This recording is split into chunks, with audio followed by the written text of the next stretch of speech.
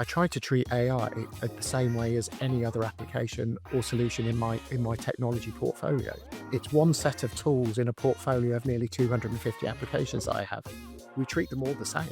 We want to make sure they're all accessible, inclusive, equitable, provide value for money, cost effective, that our staff are skilled and trained on them, and that they're private, secure, and scalable. Why would I treat AI any differently to anything else in my tech stack? Welcome to Data and AI Mastery, the podcast where we bring you cutting-edge insights, practical advice, and inspiring stories from the leaders shaping the future of data and AI across the globe. I'm your host, Raoul-Gabriel Urma, founder of Cambridge Spark, the leader in transformational data and AI upskilling, career development, and progression. In each episode, I will be diving into real-world case studies of companies harnessing the power of AI to drive innovation, reduce costs, and create new business opportunities.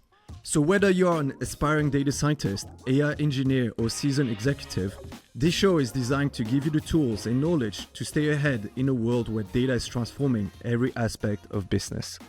Stay ahead, stay inspired, stay masterful. Welcome to Data and AI Mastery. Hi Mark, how are you? Hi, good morning, Raoul. How are you doing? I'm doing amazing. Really excited to see you today, Mark. It's going to be a really cool conversation. So you're the Chief Digital and Information Officer at Oxford Side Business School, but also the Director of Strategic Digital Partnerships at the university. So I have to say, Mark, that's a really exciting remit. So to kick us off, maybe to go into your background a little bit, Mark, right? So you've had quite a fascinating journey. I'd love to hear a little bit the story, what were the key milestones to where you are today? It's been a sort of a long, really exciting journey. And what I should say, I've been really fortunate and really blessed to work for some wonderful organizations and some wonderful teams. So my background has been very varied in terms of since graduating in business, finance and law, too many years ago that I would care to remember. But spending 16 years in high street retail, and then 10 years in medical research, not for profit, and now 11 in education. And through that journey around, I'd say I've loved all of those industries and sectors, but education really is the one that I've fallen in love with and have a deep passion and values for. It's also the craziest sector I've ever worked in. That intersection of academia, research, students, professional services, alumni, and the devolved, siloized, complicated nature of all those interdisciplinary relationships, whilst also having the privilege of working with some of the most prominent, renowned professors and academics and researchers in the world. And if I give you an example, Oxford being the seat of where one of the COVID vaccines was researched and developed and launched, is just fascinating, incredible, and hugely honouring. That resonates a lot, Mark, and the passion for education as well, obviously. So I think I'd love to hear your perspective. How do you balance change and innovation and heritage? There's a joke we say in Cambridge, which I'm sure is the same in Oxford, how many professors does it take to make a change? And the answer is always change. What change? Why would we change, right? So I guess I'd love your perspective as a Chief Digital Information Officer. How do you think about driving innovation in such a prestigious and large institute like Oxford, but also, a culture of, if it works, why change it, right?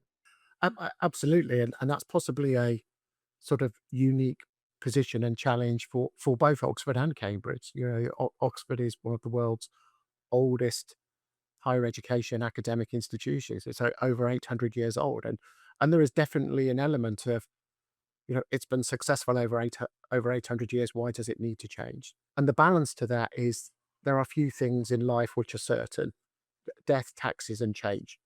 So, uh, and we have to acknowledge and we have to accommodate that. And I think we're very fortunate that in that space, Oxford deliberately positions itself as want to be seen to be a digitally innovative, creative, experimental institution. Increasingly, our students and our learners are looking for institutions that are at the forefront of that technical, digital, innovative curve, and they're making conscious decisions to do that. Undoubtedly, Oxford and Cambridge have that brand reputation that are always going to attract students, but we shouldn't be complacent. Uh, and as I'm sure we'll come on to later, we also have a moral obligation to ensure our students are being prepared for the future of work when they leave us.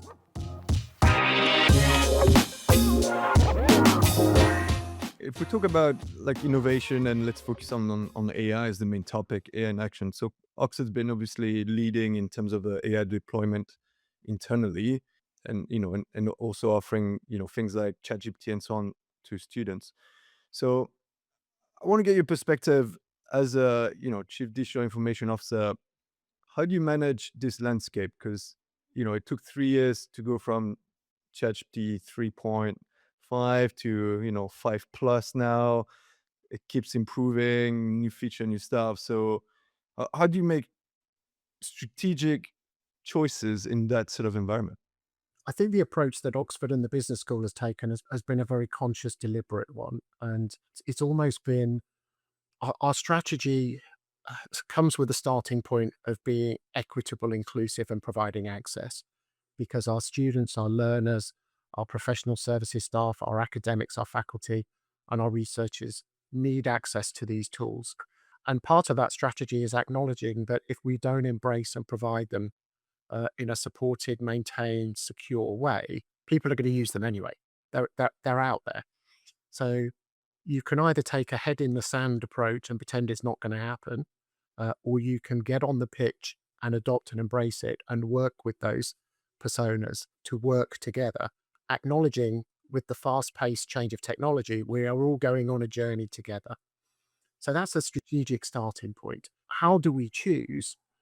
I think the honest answer to that, Raoul, is we've made a conscious decision almost not to choose. We've adopted a portfolio approach uh, because how quickly things are changing. I can't sit here today with my hand on my heart going, this is the right tool for the right job. And I can't, with my hand on my heart, say this is where this tool is going to go versus where this tool is going to go. So we have deliberately, consciously made, a portfolio decision to give all of our personas access to a range of tools. And knowing that we've architected it privately, securely within our own domains and tenancies, try to promote an approach of please feel free to experiment, innovate, and play.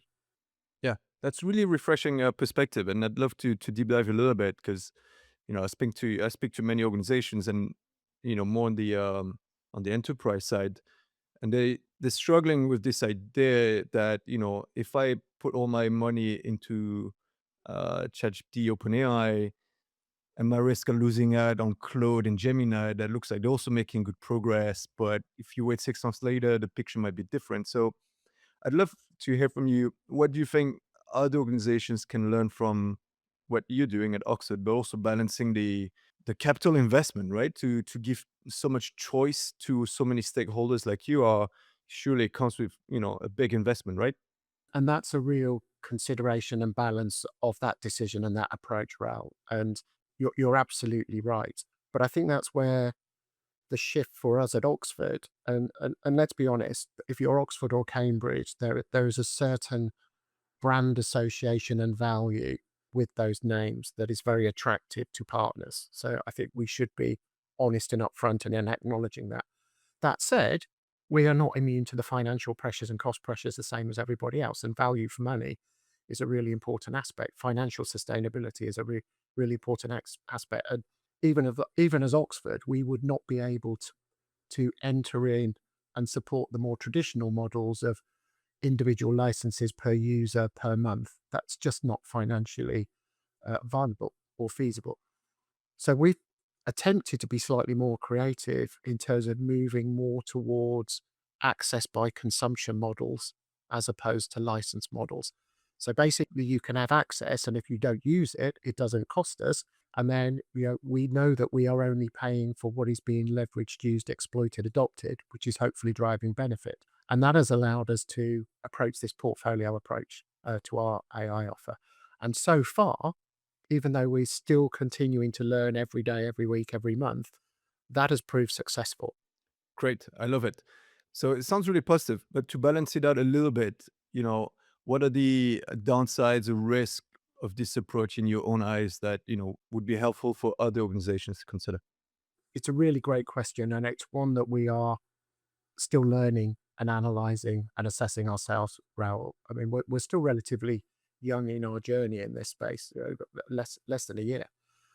Everyone is. It's Everyone, true. exactly. Everyone is.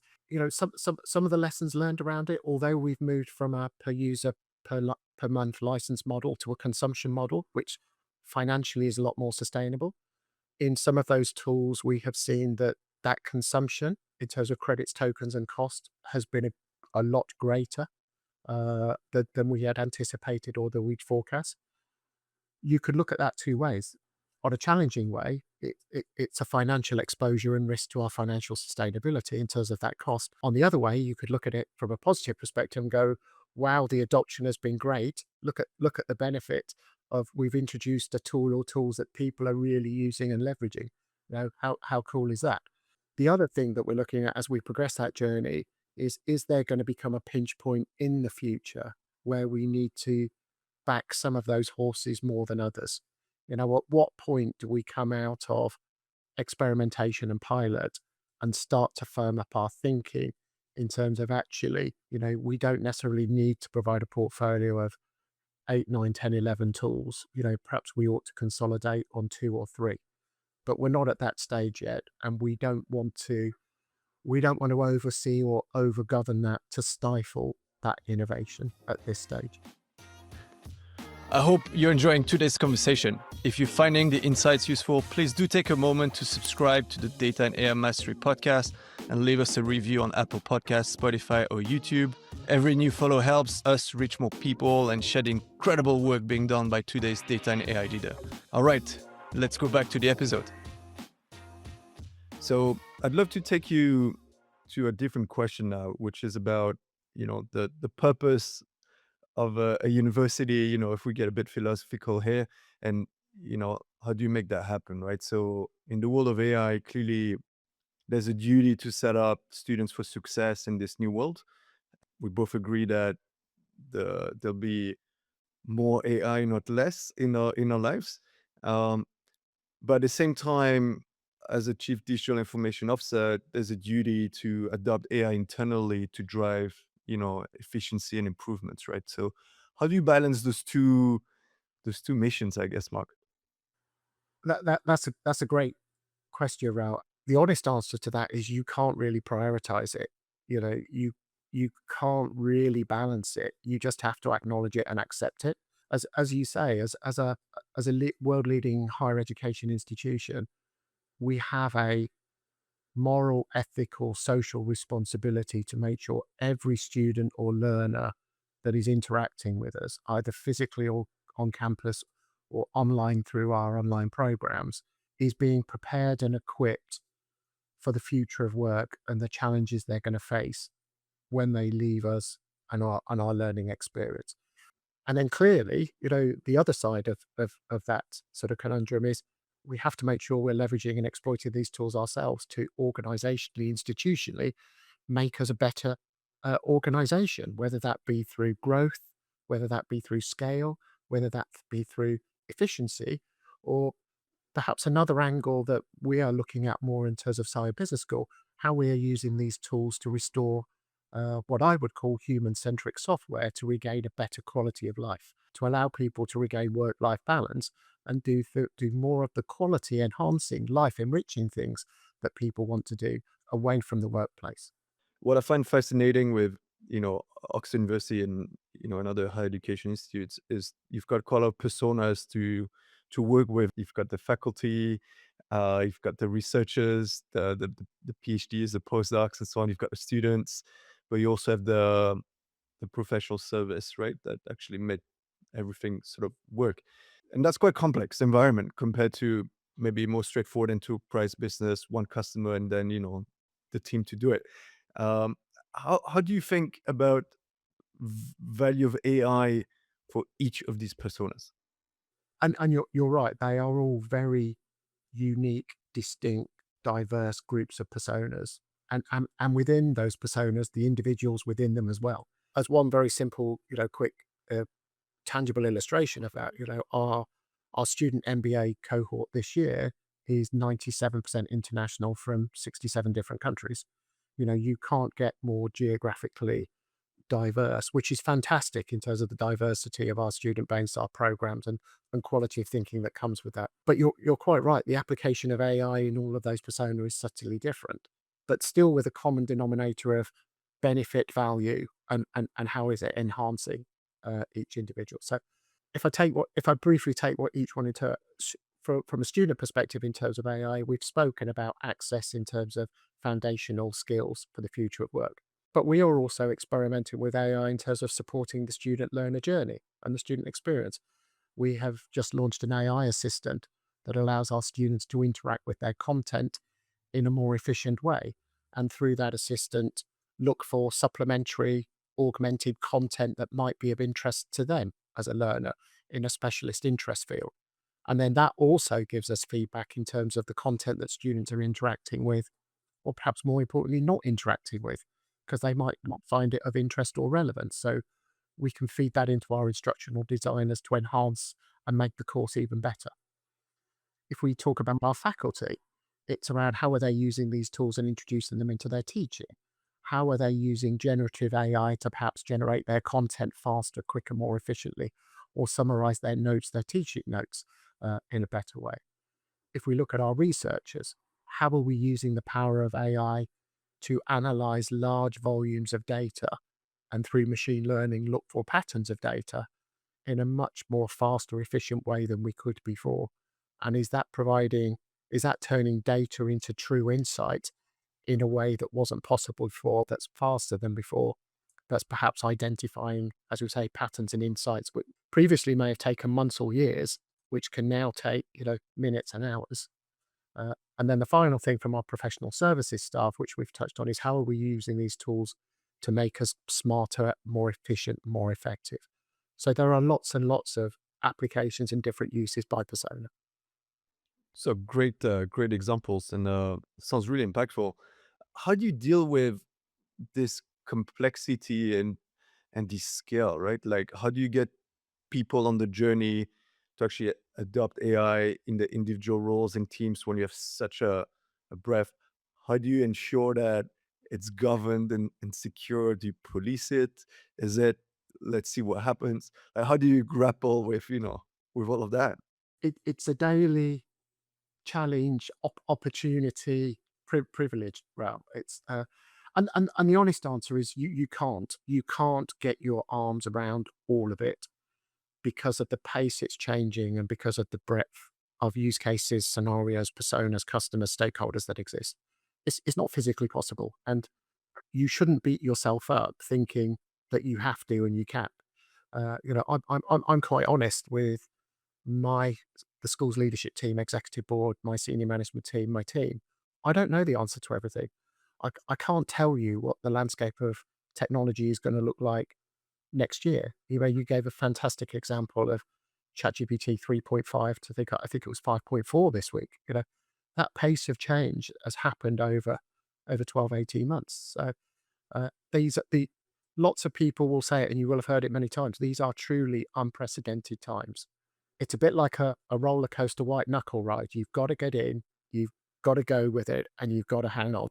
Uh, uh, how do I influence that? Part of that is just expressing a clear journey and to all of those stakeholders, setting out what that North Star looks like, what the art of the possible is, giving people the confidence and the assurance that it's okay and it's safe and it's secure to use these tools. And then, as we've touched on, making sure we're following through by providing the digital skills to leverage, exploit, and use them properly. And I think that's the art of it. It's almost adoption by influence, creating a climate where people understand what the purpose is and where we want to get to. Why make these changes? And then creating a culture of FOMO, fear of missing out. I want to use these tools because these other departments are doing great things with them and delivering great benefits. So it's a combination of all of that. That's great. Like, to play back, the importance of having a North Star to align everybody, especially in an environment where, it's moving so fast. So some sort of common understanding. How would you summarize that North Star at Oxford? Part of it comes from our strategy and values around consciously wanting to position ourselves both as a university and a business school as a digitally leading innovative institution. And that comes from wanting to adopt these tools and promote them and showcase them. That's the starting point. That's beautiful. So once you've got that set up, it cascades into the culture, values. People can kind of like, get behind this North Star. And once you've got that, what are you measuring to, assess progress, you know, towards that North Star? And again, this isn't rocket science, Raoul, and it's not specific to AI. It's specific to any of the projects, programs, initiatives that we have. How we're measuring it is very simple sort of KPIs, measures, success criteria. Usage and adoption. Are people using the tools? Where we've got specific use cases and scenarios and solutions, like our contracting agent, our conferencing agent. We've also developed a really, really exciting first faculty-led AI digital avatar. What benefits are they realizing? Is it time efficiency in terms of minutes, hours, days saved? Is it increased revenue because you know we've been able to be more competitive in our conference pricing and therefore attract more bookings than we would have before, or that we haven't missed conference inquiries? Are we generating more lead conversion in terms of our digital pipeline, in terms of enrollment onto programs, online programs, and executive education? So it's a very, I guess, not scientific, standardized, traditional way of looking at it. And perhaps like where I have a slightly different view to other CIOs in that I try to treat AI at the same way as any other application or solution in my technology portfolio. It's one set of tools in a portfolio of nearly 250 applications that I have. We treat them all the same. We want to make sure they're all accessible, inclusive, equitable, provide value for money, cost effective, that our staff are skilled and trained on them, and that they're private, secure, and scalable. Why would I treat AI any differently to anything else in my tech stack? Love it, Mark. Love a contrarian view. I'm with you. If there's established practice and some principles that, we've learned over the years, let's utilize them, right? So I'm with you. I guess when I was listening to you, another question came up, which is, surely some people are gonna struggle more than others, right? Like there's always people that are like enthusiasts, they'll pick up the technology, applying them role with no support. How do you get everyone on the journey? Like what sort of support do you feel it's important in order to achieve, those great outcomes at the KPI level, but also to have everyone on the journey towards the North Star? And again, I think AI is no different in respect to this route. If you look at the change adoption life cycle, it's no different. There's always going to be pioneers, early adopters, followers, and naysayers. And with that, we have to acknowledge there are always going to be a population who will never engage with this, don't want to engage with it, happy doing what they're doing. And sadly, in the way that this is going, they are going to be the people that get left behind. It's a conscious decision of opting in, opting out. Part, part of my role in trying to encourage and influence that is to provide access to education, to these tools, to provide it so that it's available and inclusive. And to say, try and stimulate and encourage through sort of amplifying successes, that fear of missing out, to bring people on the journey. But we have to be realistic and acknowledging that you will never get 100% of people on that journey. Yeah, I'm with you. And I think it's quite beautiful for an education institute to, again, believe in the power of education internally as well, right? So it's kind of like a full circle. Absolutely. Um, We are all equally educators and learners ourselves. yeah, I love that. Same here at Cambridge Spark, so that's why it's so cool. Um, Maybe more tactically, for those leaders that are wondering how can they create that FOMO, that sort of have other teams believe in the success, like what are you seeing working to achieve that? I think there's a big thing that you've got to be accessible and visible. You've got to be amplifying the message. You've got to have a regular heartbeat, drum roll of comms around showcasing successes. But also equally, and it might sound contradictory, being very transparent with things that you've experimented and failed, and creating that culture of innovation. So it's It's strive to succeed, not fear to fail, and making sure that that's inclusive within the organization.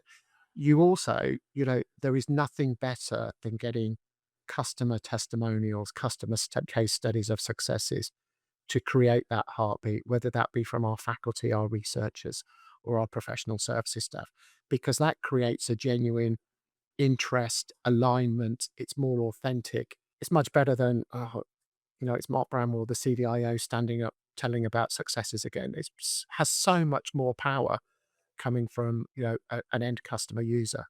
It has that authenticity. So that's what we're working on, and just trying to keep, as you say, that regular drip feed of how we're using AI, what we're doing with it, and more importantly, what benefit is it bringing to the institution uh, at any of those persona levels. Great, love that. Great guidance for others. And Mark, if I take you a little bit into the future, what gets you excited about, higher education in the age of AI, fast forward a few years?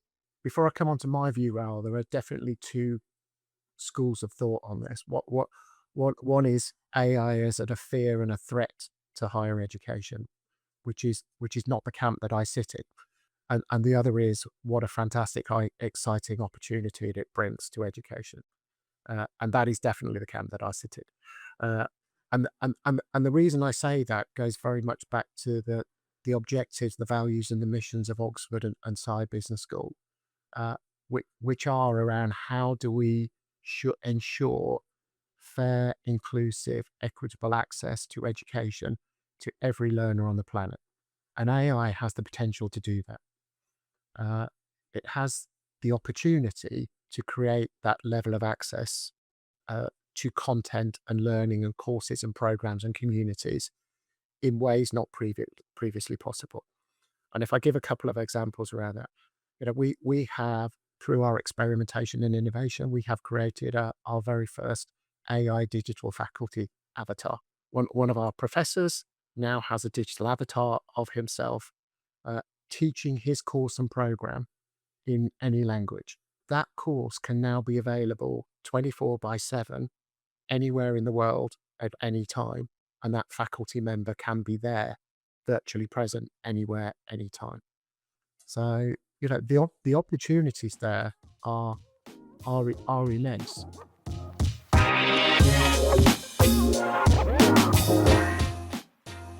Fantastic. So, Mark, on that note, I've got a couple of more personal questions to wrap up. Are you ready? Yes, let's go for it. All right. The first one, what was your favorite subject back at school?